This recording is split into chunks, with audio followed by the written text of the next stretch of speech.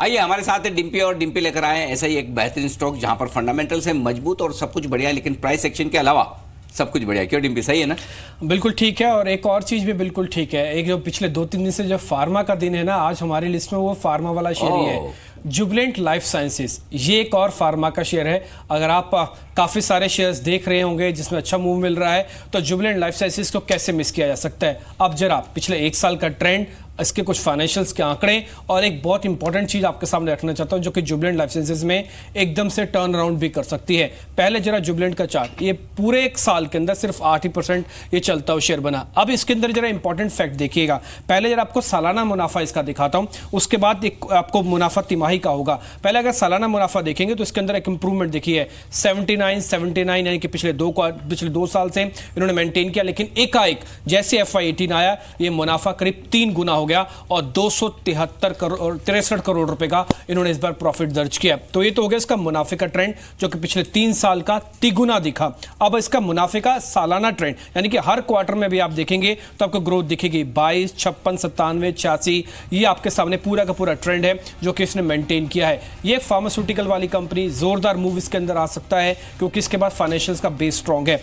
अब आपको मैं जल्दी से आय बताता हूं और उसके बाद एक ऐसा ट्रिगर बता रहा हूं जो कि बहुत इंपॉर्टेंट है। आय आप 3 साल के लिहाज से देखेंगे तो आपको 2700, 2600 और इस बार की जो आय बढ़ी है वो 3390 करोड़ रुपए की है। तो एक शानदार, एक स्ट्रॉन्ग मूव इसके पास है ये आय का भी। अब जो इंपॉर्टेंट चीज है वो आपके सामने, कर्ज। कंपनी को कर्ज से बड़ी दिक्कत है, कर्ज धीरे धीरे कम हुआ है। पिछले 3 बार का कर्ज मैंने आपके लिए निकाला और आप देखेंगे कर्ज ही धीरे धीरे कम हो रहा है। 4400, करीब 4500 करोड़ का कर्ज, 4000 करोड़ रुपए का कर्ज, ये FY17, FY18 आते आते ये कर्ज हो गया सिर्फ 3292 करोड़ रुपया। इस रकम को अब याद रखिएगा सिर्फ 10 सेकंड के लिए, 3292 करोड़ रुपया, क्योंकि इसके साथ मैं एक इंपॉर्टेंट चीज आपको दिखाऊंगा आगे चल के जो कि बड़ी ही इंपॉर्टेंट होगी।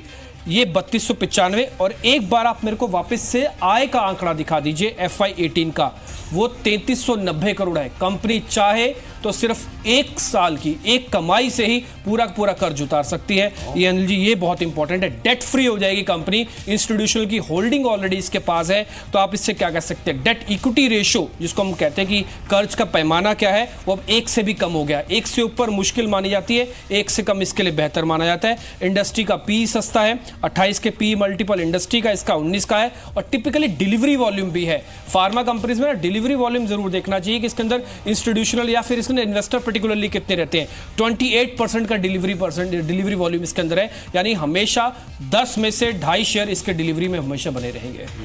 ये तो स्टॉक ही उन्हीं लोगों के लिए है जो इन्वेस्टर हैं और पोर्टफोलियो में रखना जानते। तो अब डिम्पी बता दीजिए इसके लिए ट्रिगर क्या है, और कुछ मेरे पास भी हैं जो आपके बताने के बाद मैं बताऊंगा अगर आपने कवर नहीं किए तो। हाँ, मैं आपके सामने अपने रीजंस रख देता हूं, उसके बाद अपने रीजन आप रखिएगा। पहला, ये सिंगापुर में ना अपनी एक सब्सिडरी को लिस्ट कराना चाहते थे जो कि थोड़ा डिले हुआ है, लेकिन इस बार के क्वार्टर में हो सकता है। ये मेरा पहला पॉइंट था।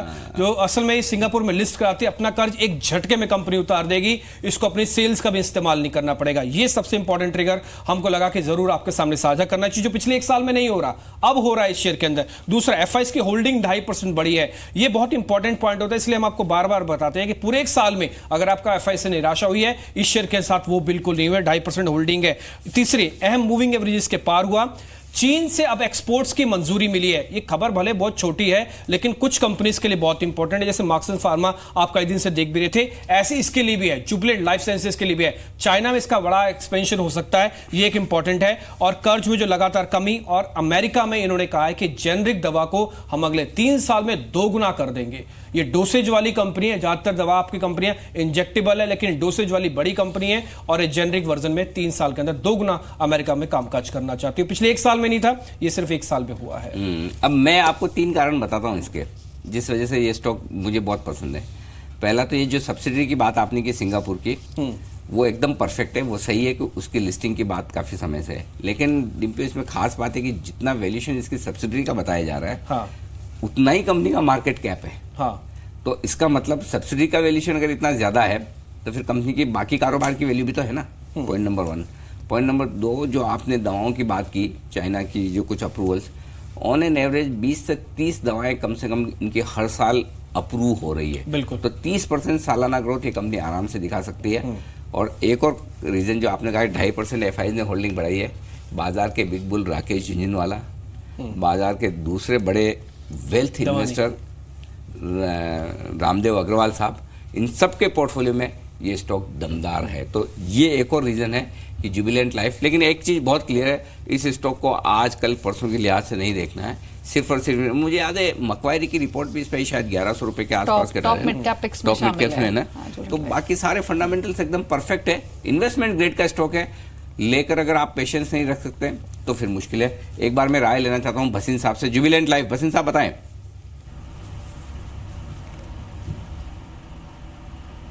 बहुत ही पेडिग्री कंपनी है, मैनेजमेंट बहुत स्टेबल है, प्रोफेशनली रन है, और जैसे आपने कहा एक भी उसकी सब्सिडरी अगर लिस्ट होती है तो अनलॉकिंग ऑफ वैल्यू है। एंड जैसे आपने कहा, I think pharma is the story of the day and the month, और आगे जाते हुए I think it can be the story of the year. तो I think any decline should be a buying opportunity.